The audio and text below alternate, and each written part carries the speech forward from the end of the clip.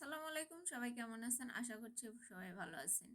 এই যে আজকে সকালে ঢালাচর থেকে ছেড়ে আসার সময় চাঁপাইনবাবগঞ্জগামী ঢালাচর এক্সপ্রেসের মানে ট্রেনটা থেমে যায় ইঞ্জিন বিকল্প হওয়ার কারণে, সেখানে পাবনা জেলার মধ্যে। তো পাবনার মানুষজন কিভাবে সবাইকে আপ্যায়ন করতেছে, সবাইকে খাবার খাওয়াইতেছে, বৃদ্ধ শিশুদের প্রতি নজর দিতেছে। মানে এই যে সম্প্রীতি মানুষের মানুষের মধ্যে, আমরা যখনই যেটাই করি না কেন, যে যাই করি না কেন, দেশের মানুষ আমরা সোশ্যাল মিডিয়া দেখে মনে করি যে দেশটা মনে হয় আসলে শেষ হয়ে যাইতেছে।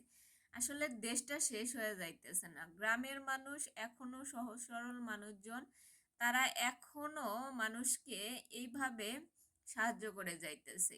আমরা শহরের মানুষ মনে করি যে আসলে গ্রামটাকে আমরা ওইভাবে চিনতে পারি না। গ্রাম বলেন বা দেশের মানুষ বলেন, এখনো প্রান্তিক পর্যায়ে মানুষজন অনেক সহনশীল এবং মানুষ অনেক ভালো মানুষকে ট্রিট করে। এখন আমরা শুধু ছোটবেলা থেকে দেখে আসছি যে আমাদের মা বাবা যেভাবে আমাদের ফ্যামিলি যেভাবে সবাইকে উপকার করতো, আমরা আসলে সেই মন মানসিকতা এখন পর্যন্ত আমাদের মধ্যে হয় নাই।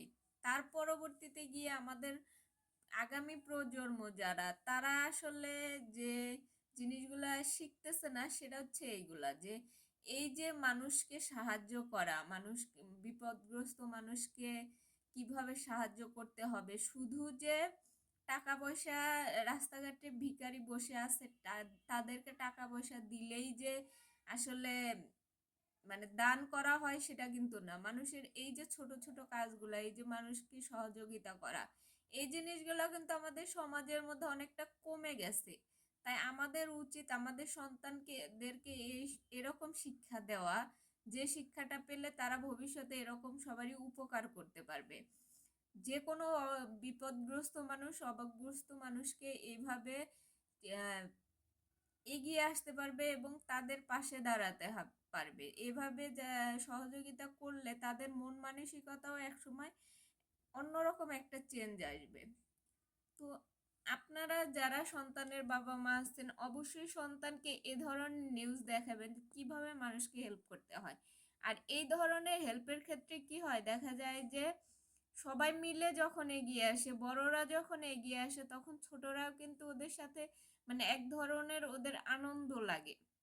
গ্রামের মধ্যে এই জিনিসগুলা বেশি হয় যে মানুষ যখন একজন আরেকজনকে হেল্প করতে যায়, পাশাপাশি বড়রা যখন যায়, ছোটরা কিন্তু পিছে পিছে দৌড় দেয় এবং ছোটরাও পাশাপাশি এদের সাথে হেল্প করে।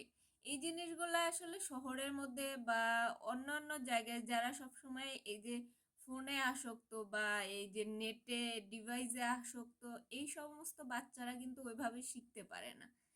তাই আপনার বাচ্চাকে এই এরকম ছোট ছোট কাজ করান, যেগুলা কাজ আসলে মানুষের উপকারে লাগে। মানুষকে উপকার করলে দেখবেন যে নিজের বাচ্চা অন্যরকম একটা মেন্টালিটি তৈরি হইতেছে। তখন আপনার জন্য সেটা ভালো, ভবিষ্যতে আপনার সন্তানের জন্যও ভালো। তো এরকম কাজ দেখলে আসলে মনে হয় যে আমরা বাংলাদেশে বাঙালিরা এখনো সেই আগের মতোই আছি। আসলে এত মারামারি হানাহানি, এত আন্দোলন, এত কিছুর মধ্যেও এইগুলা নিউজ যখন সামনে আসে, অবশ্যই ভালো লাগে। তো সবাই ভালো থাকেন, সুস্থ থাকেন। আল্লাহ হাফেজ।